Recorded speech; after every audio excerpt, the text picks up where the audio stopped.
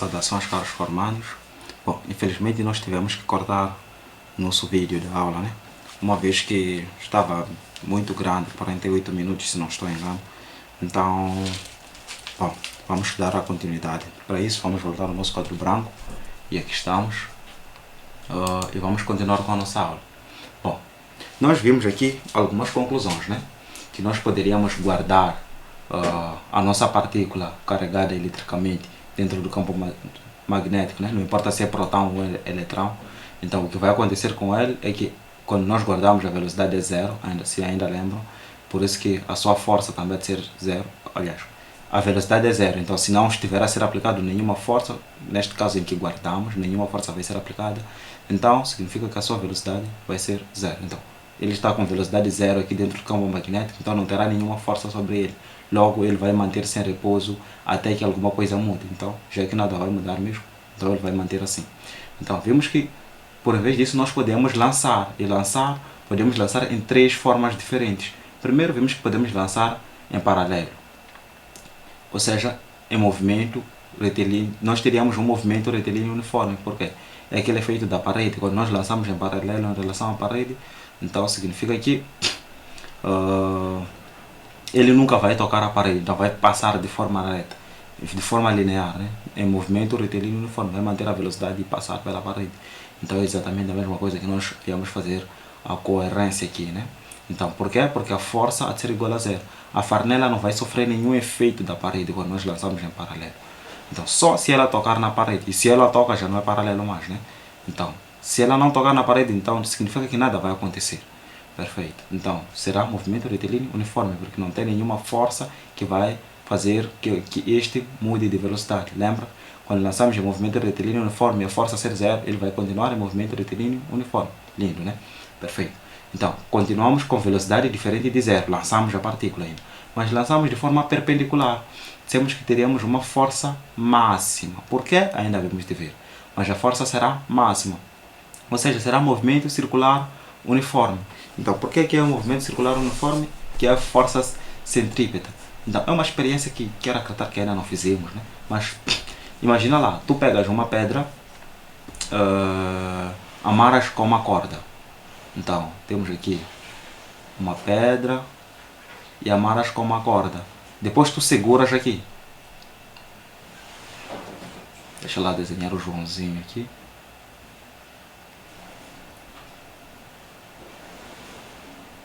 Sou mal, mano.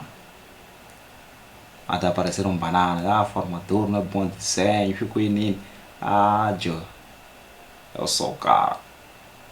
O gajo é estiloso, até pega na cintura. Perfeito. Eu sou mal no desenho. Perfeito. Imagina lá, tu pegas essa coisa e começas a girar aqui. Por cima, né? O que é que vai acontecer? Essa coisa vai fazer um movimento circular uniforme. Vai girar no mesmo lugar, né? Então, de forma circular. Em que o raio vai ser o raio da corda. Se a tua mão manter-se aqui, mas se a tua mão também estiver em movimento, vai ser o raio da corda e a tua mão. Entende, né? Então, isto daqui é que é esse movimento circular uniforme, que é essa tal força centrípeta que nós estamos a falar, que depende de duas forças no mínimo. Então, são duas forças que estão a atuar sobre este corpo. Então, existe esse daqui que está a lhe puxar para cá, existe esse daqui que está a lhe mandar para lá. Então, se temos essas duas forças que têm sentidos opostos, este daqui a lhe mandar para cima, o que é que vai acontecer? Esse daqui vai andar a 45 graus, porque estamos a dizer que são duas forças opostas, né? É de escrever neste lado, mas é de escrever com esta esferográfica que representa a esferográfica de anotações, né? Não de conclusões. Então, se eu tenho uma coisa que está a forçar para este lado e outra que está a forçar para este lado, uma dada partícula, essa partícula não vai para cá, mas também não vai só para cima. Então, ele vai fazer o meio termo entre este lado e este lado. Então, o que é que vai acontecer? Ele vai andar assim. E já é que essas forças sempre vão continuar, quando estiver aqui, a ter este aqui, ele há de vir aqui. Então, há de vir de novo aqui, a ter aqui e a ter aqui. Aliás, aqui. Então, ele há de continuar a girar. Na verdade, não será exatamente as mesmas posições, porque enquanto ele gira, as forças vão mudando as posições, mas sempre vão continuar a 45 graus de diferença, né? Isso estará assim. Então, quando vem para aqui, isso estará assim. Então, entende, né? Então, isso vai manter e isto vai girar de forma circular, porque são duas forças que estão a atuar sobre o mesmo corpo. Existe a corda que está amarrada e existe o fato de tu estares a aplicar uma força para esta coisa estar em movimento. Então, ele há de fazer um movimento circular e que tem, quando em algum momento tu rebentares a corda, o que vai acontecer é que esta pedra, se for uma pedra, vai sair na tangente, né? Vai sair na tangente para alguma, neste caso, é assim, para alguma direção, né? Então, é exatamente isto que vai acontecer. Tu podes fazer o teste disso. Sei lá, aí na escola, é melhor que estejam no campo de futebol, né? Então, para garantir que não vão bater a ninguém, né? E não vão aleijar a ninguém.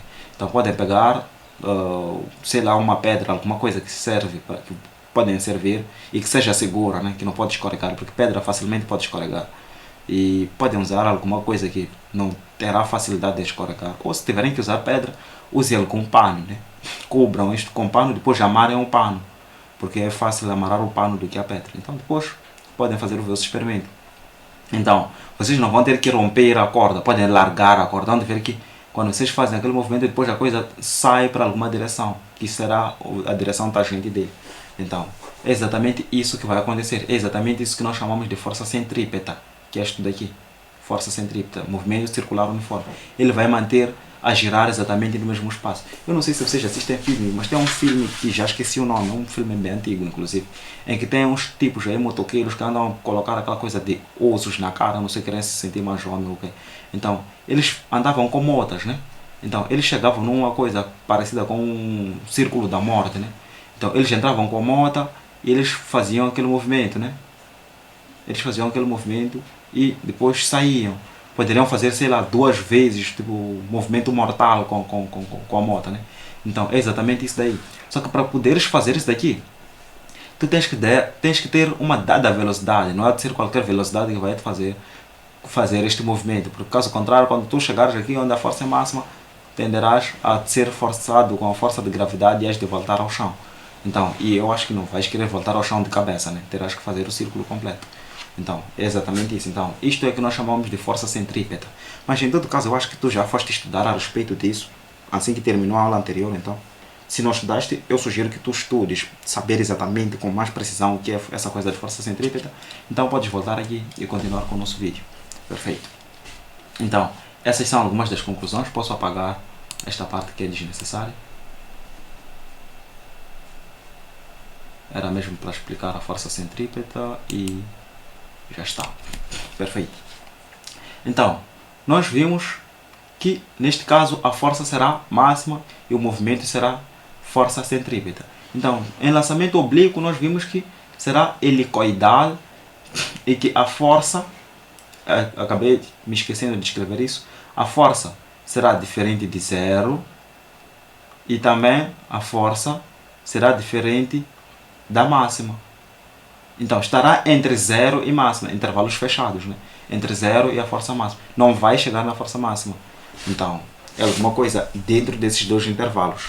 Entre 0.1 até a força máxima menos 1, talvez, ou menos 0.1. Algum intervalo aí no meio. Perfeito. Então, nunca vai chegar na força máxima, mas também nunca vai ser 0. Esta é a conclusão do lançamento oblíquo. Mas nota que nós estamos a falar sobre força em todos os casos. Então, o que é que estamos a tentar analisar, meu? É tipo, qual é a força que vai atuar este corpo quando estiver dentro do campo magnético? O que é que vai acontecer quanto à força neste nosso próton? É isso que nós queremos saber, né? Então, qual é o efeito que a farnela vai ter quando nós lhe jogarmos na parede? Entende, né? Em caso de ser parede. Então, o que é isso que nós queremos saber? Então, se nós queremos analisar a força do próton, ela será igual a algumas coisas. Primeiro, a carga. A carga do nosso próton. Epa, tem um barulho que não sei, parece que é chuvisco. Então, já que o micro é um pouco forte também, tipo, coloquei no volume máximo de captação, então ele está a pegar até o mínimo detalhe. Mas deixa lá baixar, não sei se vai baixar a qualidade do som.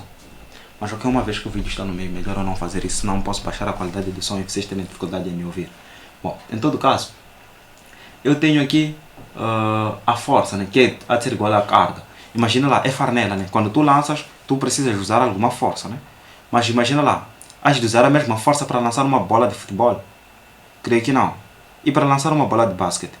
Eu acho que has de precisar de mais força ainda. E para lançar uma pedra grande? Eu acho que vais precisar de muita força. Que na verdade acho que nem tens essa força. Terias que usar uma máquina para poder fazer isso.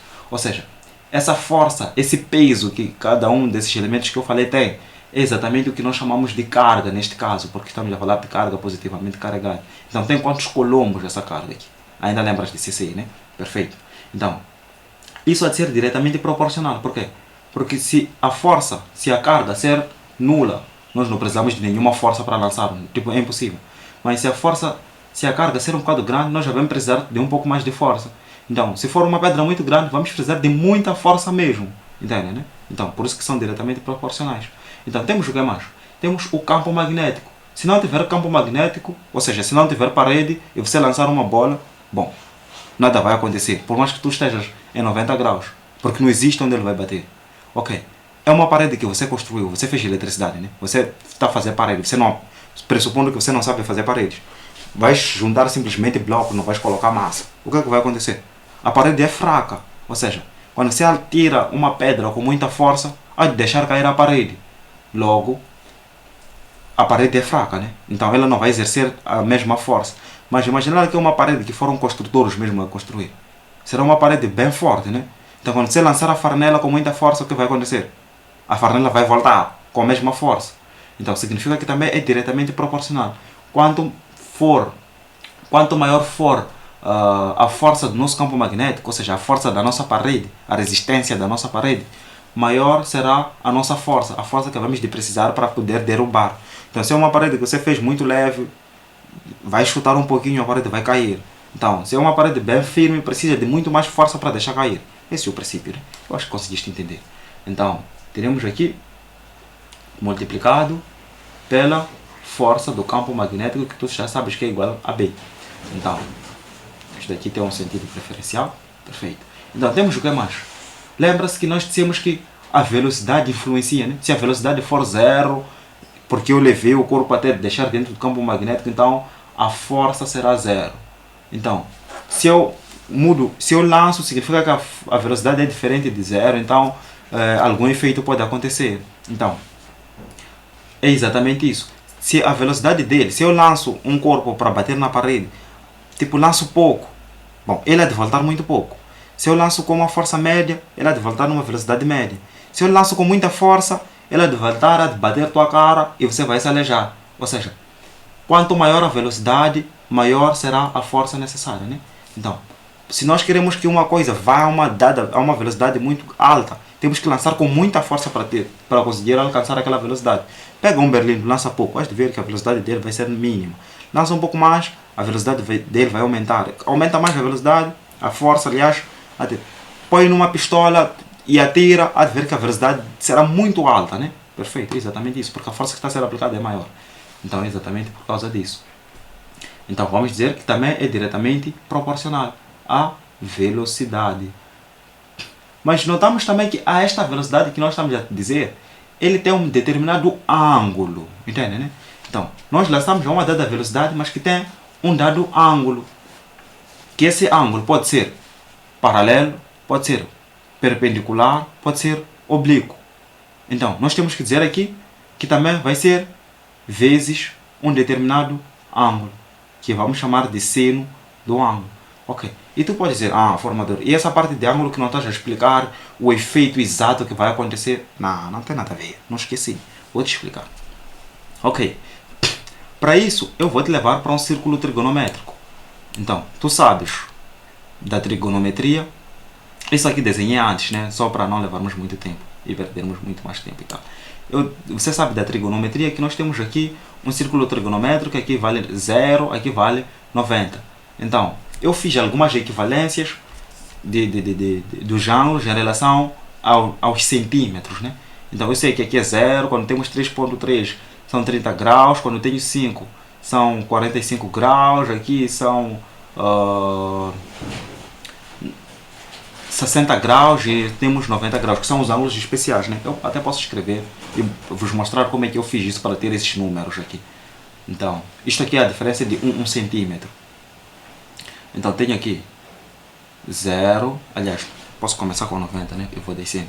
Temos aqui 90, que equivale a 10 centímetros.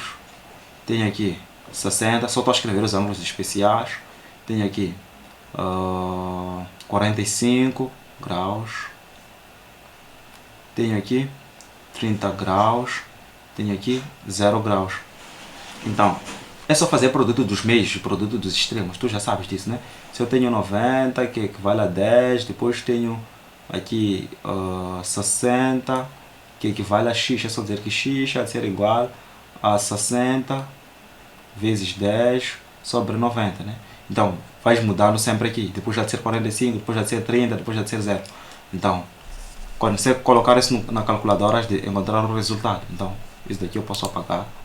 Nem preciso apagar, mas de apagar assim, porque precisar escrever os sinos reais. Ok, isto daqui só estou a fazer a âncora para eu não ter que escrever que é 30 graus, que é 45 graus, entende, né? Mas, ok, até posso não fazer. É porque eu já fiz aqui.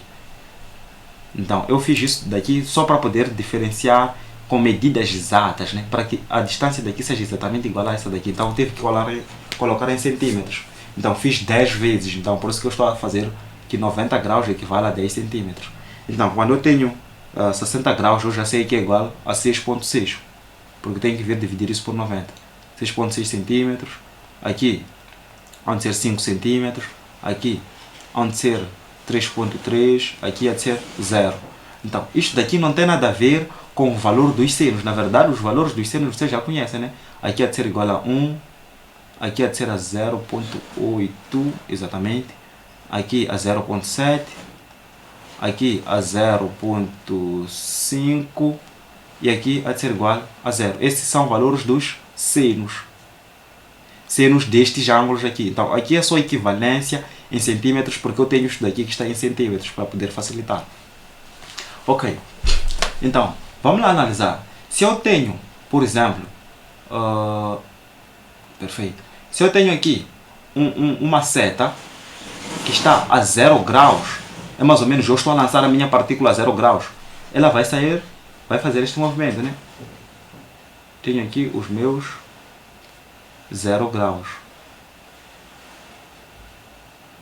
Então, vamos supor que nós tenhamos uma lanterna aqui que está a focar isto tudo. Então, como é que isso ficaria? O brilho vem para cá, neste que é o nosso eixo dos senos. Então, se está no eixo dos senos, o que vai acontecer é que ele não estará a focar em nada, ele não estará a fechar nada aqui, né? Então, tudo isso daqui terá brilho, não terá nenhuma sombra nesta parte, né? Se eu te perguntar onde é que terá sombra, aqui não teremos nenhuma sombra. Por isso que teremos o seno que vai ser igual a 0, entendes, né? Então, ok, primeiro tivemos 0, porque não tivemos nenhuma sombra.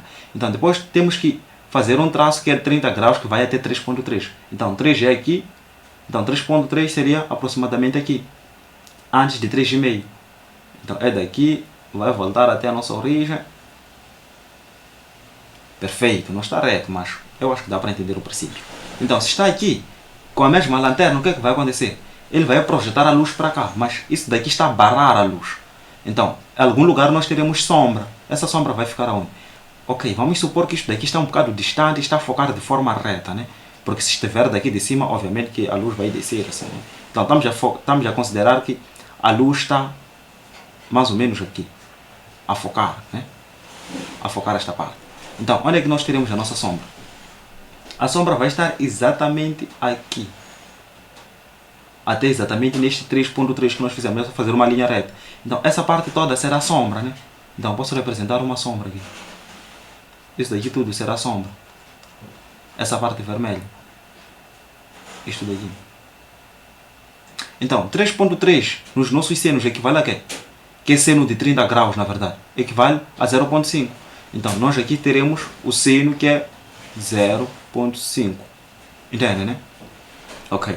Então, nós podemos dizer que vamos projetar agora a 45 graus. Ok, vamos lá pegar a esferográfica. Vamos pegar a 45 graus é quando está em 5 centímetros. 5 centímetros é aqui.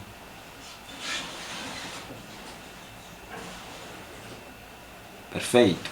Então o que é que vai acontecer? A nossa luz, quando foca para este lado, essa parte toda abaixo desta linha de 5 será sombra. Entende, né? Então, havemos de ter uma sombra aqui. Vou apresentar com traços que ficarão opostos, né? Então, isso tudo até cá embaixo será sombra.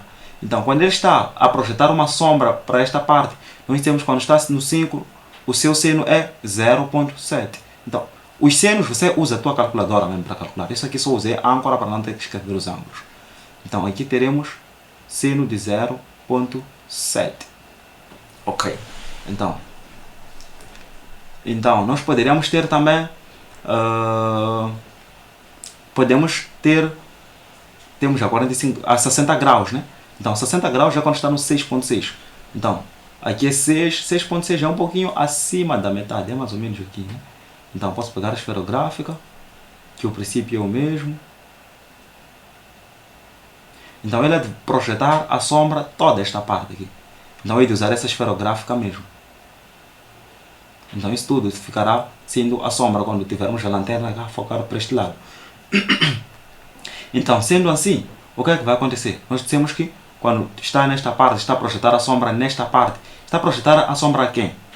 A este eixo. Então, esta parte aqui, 6.6 dissemos que era aqui, né? Essa parte toda estará preta, essa, porque será uma sombra, né? Perfeito. Então, nós temos que esse ângulo será 0.8, porque é de 60 graus, seno de 60 graus. Então, será 0.8. Mas também nós poderíamos colocar essa nossa linha, estar de forma reta.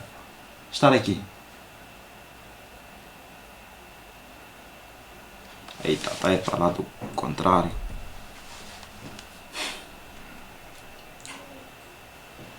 É tentar ir um bocado devagar, só para não atravessar demais. Infelizmente.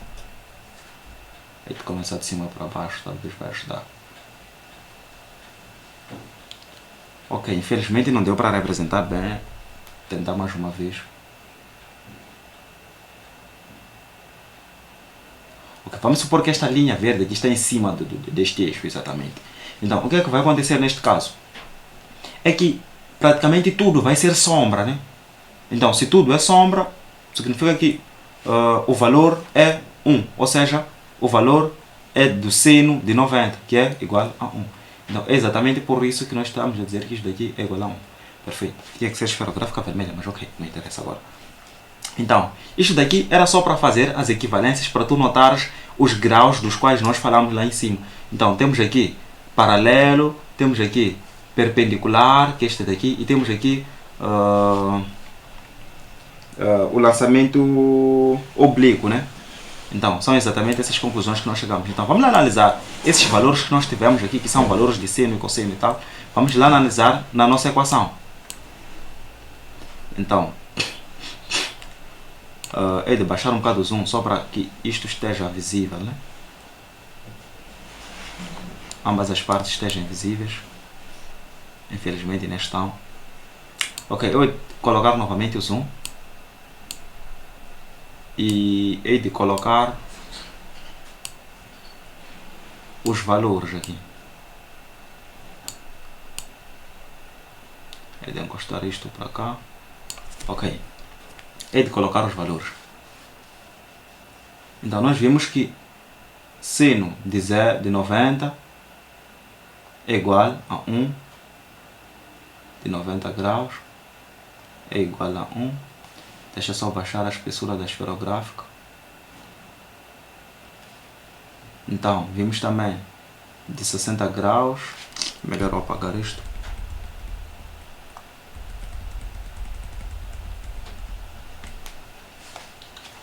Vimos que o seno de 90, vou escrever daqui, de 90 graus é igual a 1, de 60 graus igual a 0.8, de 45 graus igual a 0.7, de 30 graus igual a 0.5, de 0 graus igual a 0. Perfeito. Então agora nós podemos substituir esses valores. Aquilo era só para te entender, te fazer perceber o princípio, o que exatamente está a acontecer, porque é que eles chegam nessas conclusões. Mas ok, vamos lá supor que nós temos valores aqui, né? Com números eu acho que fica mais simples de entender, né? Vamos supor que aqui tens 2, aqui tens 2, já é diferente de 0, vamos supor que também seja 2, né? Então, se tu multiplicas isso, 2 vezes 2 vezes 2 é igual a quê? 8, né? Há de ser igual a 8, essas coisas todas. Então, 8 vezes esses senos todos aqui que nós temos.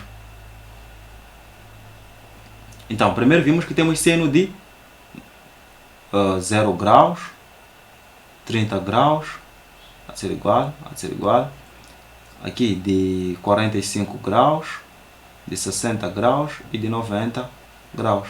Então, podemos fazer análise desses elementos todos. Então, seno de 0 graus é igual a quê? A 0. Então, seria 8 vezes 0. Entende, né? Porque é de 0 graus. Então, há de ser igual a quê? 8 vezes 0. Há de ser igual a 0, né? É por isso mesmo que dissemos que quando lançamos a 180 graus, que é igual a dizer, quando lançamos a 0 graus, a força há de ser nula, a força há de ser igual a 0. Ainda lembra? Lançamento paralelo, né? Há de ser igual a 0. Por quê? Porque seno de 0 há de ser igual a 0. E 0 vezes qualquer coisa que tenha aqui há de ser igual a 0. Já entendeste, né? Porque é deste 0, né? Perfeito. Então, ou porque é de dizermos que a força vai ser igual a 0 aqui. Então, eu acho que aqui já está, aqui também já está. Perfeito. Então, vamos analisar aqui. Quando nós temos 30, 45 e 60 graus, nós sabemos que isso daqui é lançamento oblíquo, né? Então, e o outro é lançamento perpendicular. Então, quando nós temos aqui 30 graus, nós sabemos que o resultado vai ser 0.7, né? 0.7. Desculpa, são 30 graus, não. Então, a 30 graus são 0.5, depois 0.7, depois 0.8 e aqui há de ser 1. Desculpa, não é isto que eu tinha que escrever. Aqui eu tinha que escrever os resultados para podermos fazer comparação. Então, quando eu lanço a 0, a força vai ser 0. Então, agora vamos lá analisar. Quando eu tenho 30 graus, posso puxar a máquina calculadora. Teremos 8 multiplicado por seno de 30 graus. Seno de 30 graus é 0.5, né? Então, aí estão os valores. 30 graus estamos a falar daqui agora. Então, vezes 0.5 há de ser igual a 4. Então, vou escrever aqui o resultado. 4. Então, quando nós temos 45 graus, estaremos a dizer que 8 vezes 0.7, que é igual a 5.6. 5.6. Depois temos 8 que multiplica 0.7. Agora estamos nos 60 graus, né? É 0.8, desculpa. 60 graus. Então, será 6.4. Então, por fim, temos 90 graus, que dissemos que é igual a 1, né? Então, seria 8 vezes 1 é multiplicado por essa coisa, é igual a essa coisa mesmo. Então, aqui há de ser igual a 8. Então, notem que quando o seno é 0, estamos a lançar a 0 graus, ou em paralelo, 0 ou 180, a força vai ser 0. Entende, né? Porque está a passar direto da parede. É exatamente por isso. Porque a parede não vai criar nenhum efeito, não vai criar nenhuma sombra, se for na nossa coisa trigonométrica. Mas dos 1 graus até aos 89 graus, aqui no meio, não importa qual, eu só escrevi os ângulos especiais, notem que ele está a subir. 4, 5.6, 7. Mas não chegou na força máxima.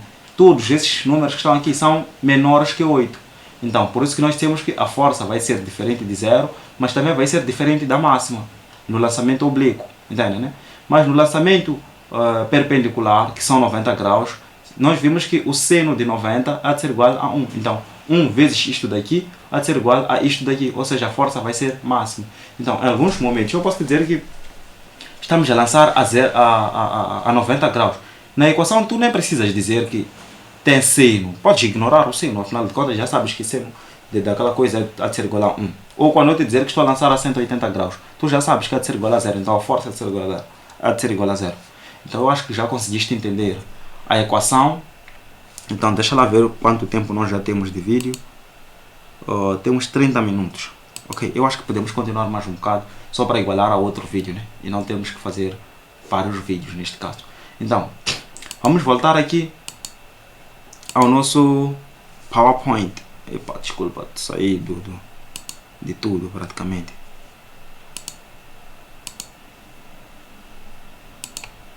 Ok, vamos voltar aqui ao nosso PowerPoint. Então tu podes ler isto, as conclusões já estão aqui, são aquelas que nós tivemos. Então, aqui temos a nossa equação. Lembra-se, isso aqui é multiplicação, então não interessa a posição deles. Então pode ficar daqui, não interessa, tipo, o que pode vir para aqui, o que pode vir. Então é multiplicação, é a mesma coisa, 2 vezes 5 e 5 vezes 2, né? Então é aquela propriedade. Perfeito. Então, nós podemos determinar, estamos a analisar a força, né? Nós podemos determinar essa força vai para onde? Tipo, essa carga há de ir para onde? Quando nós lançamos a farnela volta, quando nós lançamos de forma reta, né? Ela volta para nós. Mas quando estamos num determinado ângulo, ela vai para outra posição. Então, nós podemos determinar exatamente para onde esta farnela vai se deslocar, para onde essa força está a ser aplicada, né? Então, nós podemos analisar isso usando o que nós chamamos da regra de mão direita modificada. Então, o efeito que nós devemos de ver com o próton, quando for eletrão, há de sofrer força inversa. Se isto aqui ir para cima, o eletrão iria para baixo. Só isso. Então, nós usamos a regra de mão direita. Temos aqui alguns dedos. Temos aqui o polegar, que indica a força. Temos aqui o indicador, que indica o sentido do campo magnético. E temos esse dedo que nós usamos em situações específicas, quando alguém nos irrita, que indica a velocidade. Então, se forem anotar, eles estão sempre defasados de 90 graus. Daqui para aqui são 90 graus. Da força para o campo, né? São 90 graus. Da força para a velocidade também são 90 graus.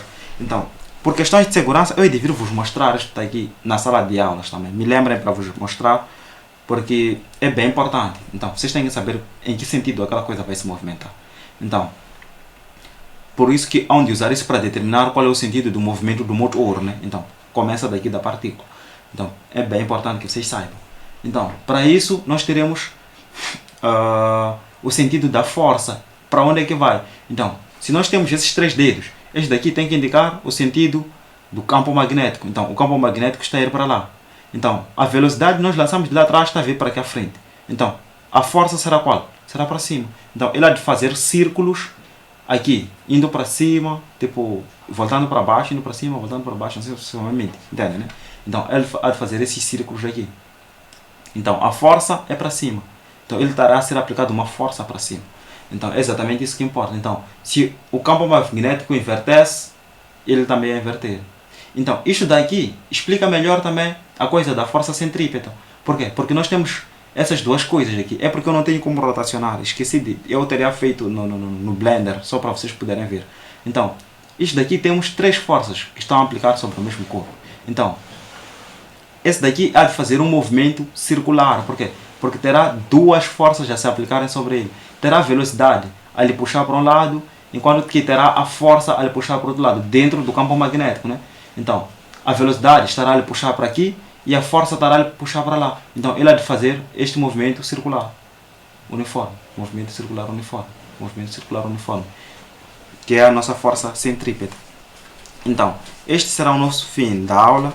E na próxima aula, havemos de continuar também a fazer ainda a análise desta partícula. E é tudo. Obrigado pela atenção. Até a próxima aula. Valeu.